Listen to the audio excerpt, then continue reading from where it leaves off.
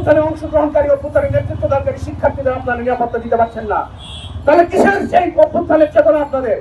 সংগ্রামী বন্ধুগণ, আমরা আজকে বলতে চাই যে কোন ধরনের টালবাহানা আমরা মেনে নেব না। অভ্যুত্থানে, জুলাই গণ অভ্যুত্থানের সময় স্বৈরাচার হাসিনা সরকার যে হত্যাকাণ্ড সংঘটিত করেছে তার দ্রুত সময়ের ভিতরে বিচার নিশ্চিত করতে হবে। আমরা দেখলাম কয়েকদিন ধরেই ঢাকা শহর সহ বাংলা সারা বাংলাদেশে অভ্যুত্থানের নেতৃত্বদানকারী বিভিন্ন শিক্ষার্থীদের টার্গেট করে হত্যা করা হচ্ছে। আমরা খবর পেয়েছি গতকাল রাতেও মোহাম্মদপুর এলাকায় অভ্যুত্থানের নেতৃত্বদানকারী একজন ব্যক্তি মোহাম্মদ ইশতিয়াককে তুলে নিয়ে যাওয়া হয়েছে অজ্ঞাত পরিচয়ে। তাহলে অভ্যুত্থানের চেতনার কথা বলছেন, অভ্যুত্থানে অংশগ্রহণকারী অভ্যুত্থানের নেতৃত্বদানকারী শিক্ষার্থীদের আপনারা নিরাপত্তা দিতে পারছেন না, তাহলে কিসের সেই অভ্যুত্থানের চেতনা আপনাদের? আপনারাও সেই আওয়ামী লীগ সরকারের মতো আওয়ামী লীগ সরকার মুক্তিযুদ্ধকে তার ব্যক্তিগত সম্পত্তি বানিয়ে জনগণকে বোকা বানিয়েছিল 15 বছর ধরে।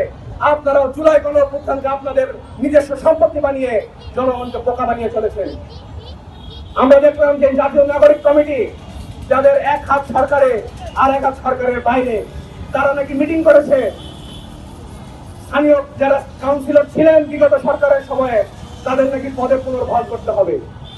তো বিগত সরকারের সময়ে তো আমরা দেখেছি যে অধিকাংশ আওয়ামী লীগের কাউন্সিলর তারা জুলাই গণ অভ্যুত্থানে এই ছাত্র জনতার উপরে তারা হামলা করেছে, তাদেরকে বেধড়ক মারধর করেছে এবং হত্যার সাথে তারা জড়িত।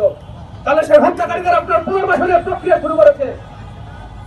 তারা ব্যাখ্যা দিয়েছেন যে এই কাউন্সিলররা নাকি আওয়ামী লীগের নয়, কিন্তু তারা আওয়ামী লীগের যে আমলে যে নির্বাচন, সেই নির্বাচন নাকি মানেন না।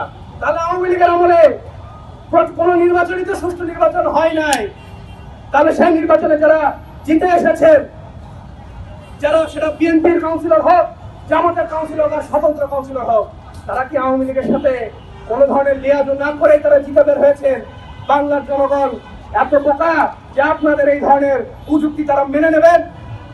আমরা আজকের এই সমাবেশে পরিষ্কার ভাবে বলতে চাই, কথিত স্বৈরাচারের কোন দোষরকে যদি আপনারা পুনর্বাসনে করার চেষ্টা করেন, তাহলে পুনর্বার আমরা এই অভ্যুত্থানে অংশগ্রহণকারী ছাত্র জনতাকে সাথে নিয়ে আমরা আপনাদের বিরুদ্ধে প্রতিরোধ করে তুলব। সংগ্রামী বন্ধুগণ, আজকের সমাবেশ আমরা দীর্ঘায়িত করতে চাই না। আমরা আজকের এই সমাবেশ থেকে যে দাবিগুলো করেছি, যে জুলাই আগস্ট গণ অভ্যুত্থানে যে হত্যাকাণ্ড সংঘটিত হয়েছে তার দ্রুত সময়ের ভিতরে তার বিচার নিশ্চিত করতে হবে। অভ্যুত্থানে অংশগ্রহণকারী শিক্ষার্থীদের জানমালের নিরাপত্তা দিতে হবে। একই সাথে যে ধরনের হত্যাকাণ্ডগুলো, গুপ্ত হত্যাকাণ্ড সংঘটিত হয়েছে তার দ্রুত বিচার নিশ্চিত করতে হবে।